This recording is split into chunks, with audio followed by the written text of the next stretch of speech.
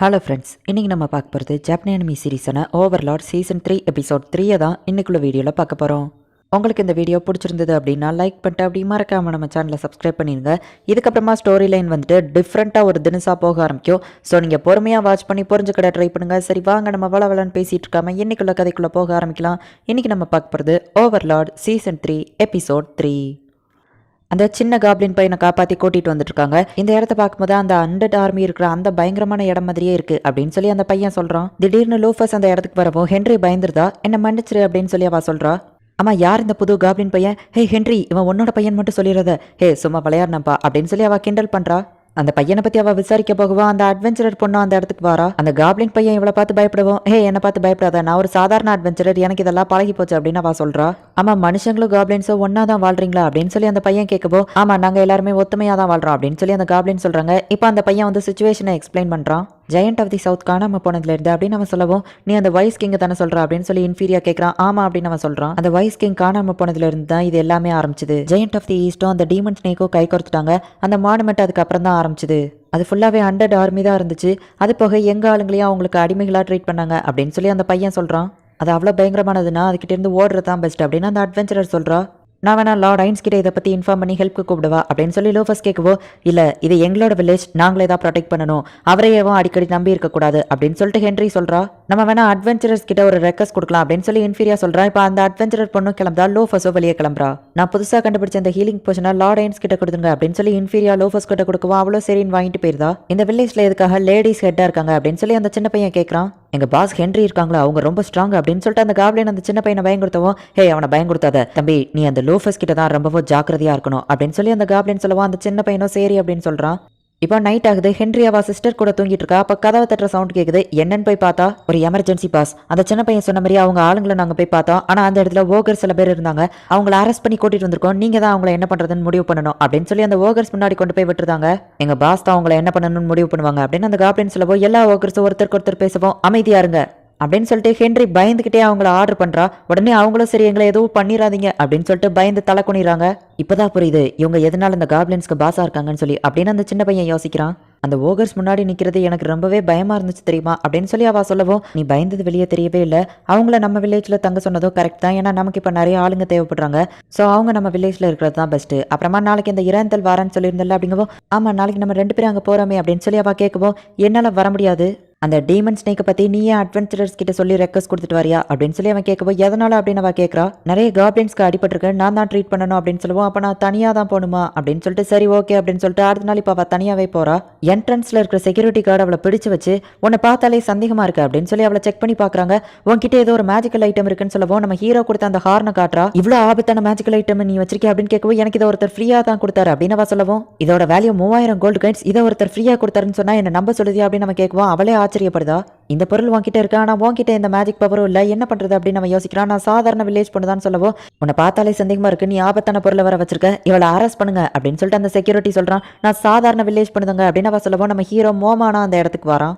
ஓ அடமன்ட்ட hero sir மோமான், நீங்க எதுக்காக இங்க வந்திருக்கீங்க அப்படின்னு சொல்லிட்டு அந்த செக்யூரிட்டி கார்டு கேட்கறான். ஹென்ரியா எதுக்காக பிடிச்சி வச்சிருக்கீங்க அப்படின்னு நம்ம ஹீரோ கேட்கவும், என் பேர் உங்களுக்கு எப்படி தெரியும்? ஓ எனக்கு இப்பதான் ஞாபகம் வருது, நீங்க அன்னைக்கு இன்ஃபீரியா கூட வந்தவர் தானே அப்படின்னு சொல்லி அவ சொல்றா. நம்ம ஹீரோ அந்த செக்யூரிட்டி கார்டை கூட்டிட்டு போய் தனியாக பேசுவோம். மேடம் எங்களை மன்னிச்சிருங்க மேடம், நீங்க இப்போ இங்கேருந்து கிளம்பலாம் மேடம் அப்படின்னு சொல்லிட்டு அவளை அனுப்பி வச்சிருந்தாங்க. ரொம்ப தேங்க்ஸ் செக்யூரிட்டி அண்ணா அப்படின்னு சொல்லிட்டு அவள் அங்கேருந்து கிளம்புறா. 3000 கோல்டு காயின்ஸ் ஒர்த்துள்ள இந்த ஒரு வேல்யூபிளான பொருளை லார்ட் ஐன்ஸ் எனக்கு ஃப்ரீயாக கொடுத்துருக்காரு அப்படின்னு சொல்லி ஆச்சரியப்பட்டு இருக்கா. நீங்கள் எதுக்காக இங்கே வந்திருக்கீங்கன்னு மோமான் சார் கேட்டு வர சொன்னார் அப்படின்னு நான் போய் சொல்லுவோம். நீங்கள் பார்க்க லூஃபி மாதிரியே க்யூட்டாக இருக்கீங்க. ஓ சாரி, எங்கள் வில்லேஜில் இருக்கிற ஒரு பொண்ணு மாதிரியே நீங்கள் இருக்கீங்க அப்படின்னு சொல்லி அவள் சொல்கிறா. எதுக்காக நீங்கள் இங்கே வந்திருக்கீங்க டீட்டெயிலாக சொல்லுங்கள் அப்படின்னு சொல்லிட்டு நான் போய் கேட்கவும், ஃபஸ்ட்டு லார்ட் மோமான் எனக்கு செஞ்ச ஹெல்ப்க்கு நான் தேங்க்ஸ் சொன்னேன்னு சொல்லிடுங்க. மெடிசனல் ஹெர்பை வைக்கிறதுக்காக தான் இங்கே வந்திருக்கேன். அதுக்கப்புறமா அட்வென்ச்சரர் கில்டில் ஒரு ரெக்வஸ்ட் கொடுக்கணும் அப்படின்னு சொல்லிட்டு அவள் சொல்கிறா. சரின்னு நான் போய் அங்கேருந்து கிளம்பிடுதா. இப்போ அவள் அட்வென்ச்சரர் கில்டுக்கு போய் ரெக்வஸ்ட் கொடுக்குறா. ஒரு ஜெயண்ட் அப்புறமா டீமன் ஸ்னேக்லாம் அடமண்டே அட்வென்ச்சர் தான் கரெக்டாக இருப்பாங்க, ஆனால் அதுக்கு நிறைய செலவாகும்னு சொல்லவும், இந்த மாதிரியான விஷயங்களுக்குலாம் கேபிட்டல் ஃபண்டு ஒதுக்குவாங்க தானே அப்படின்னு சொல்லி ஹென்ரி கேட்குறா. மொத்தமாக எவ்வளோ வருங்கிறத நான் கணக்கு பார்த்துட்டு சொல்கிறேன், கொஞ்சம் வெயிட் பண்ணுங்க அப்படின்னு சொல்லி அவங்க அனுப்பி வைக்கிறாங்க. அவ்வளோ காசு என்கிட்ட இருக்குமான்னு தெரியல, இதை விற்றா 3000 கோல்டு காயின் கிடைக்கும், ஆனாலும் இது கிஃப்டாக கிடச்சிருக்கு அப்படின்னு சொல்லி அவள் அப்படியே தூங்கிடுதா. மேடம் என்ன மன்னிச்சிருங்க மேடம், உங்களை நான் ரொம்ப நேரம் வெயிட் பண்ண வச்சிட்டேன். உங்களுக்கு காஃபி டீன்னு ஏதாச்சும் குடிக்க வேணுமா? என் கூட வந்து நீங்கள் 1 இன்ச் கூட மிஸ் பண்ணாமல் எல்லா டீட்டெயிலையும் தெளிவாக சொல்லுங்கள் அப்படின்னு சொல்லி அவள் கூட்டிகிட்டு போய் கேட்டுட்டு அனுப்பி வைக்கிறா.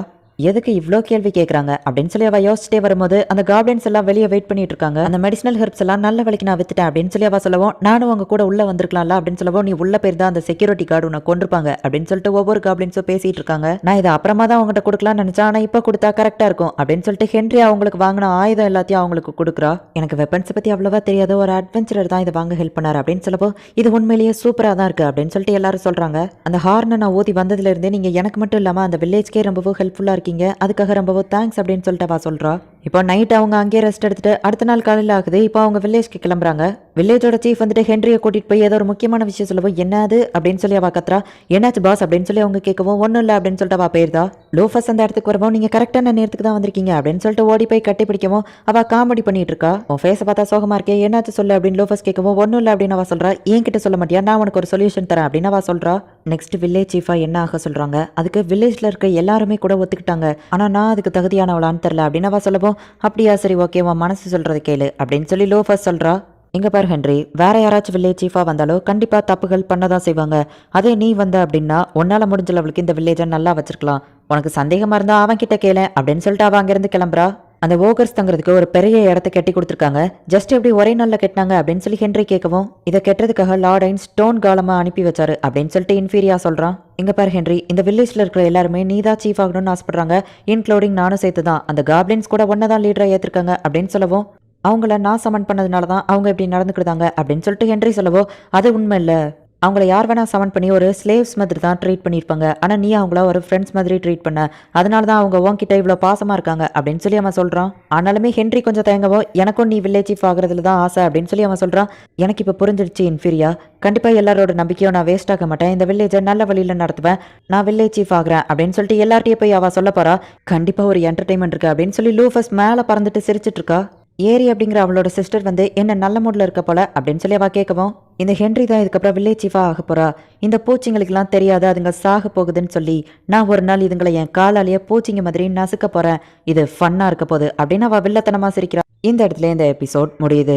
ஆக்சுவலி நாசரிக்கில் இருக்கிற எல்லாருக்குமே வந்துட்டு மனுஷங்க அப்படின்னா ஒரு சாதாரண பூச்சிங்க மாதிரி தான். அவங்க யாருக்கும் மனுஷங்களையே பிடிக்காது, ரெண்டாவது அவங்க ஈக்குவலுக்கு அவங்க கிடையாதுங்கிறதுனால அவங்க மனுஷங்களை இப்படி தான் ட்ரீட் பண்ணுவாங்க. ஆனால் சும்மா இப்படி ஒரு சீனை வச்சுட்டு நீங்கள் என்ன நடக்க போகுது அப்படிங்கிறத கெஸ் பண்ணாதீங்க. ஏன்னா ட்விஸ்ட் மேலே ட்விஸ்ட் உங்களுக்காக காத்துட்டு இருக்கு, அதை மிஸ் பண்ணாமல் பார்த்து என்ஜாய் பண்ணுங்க. தேங்க்யூ ஃபார் வாட்சிங். பாய் கைஸ், நெக்ஸ்ட் எபிசோட்ல மீட் பண்ணலாம்.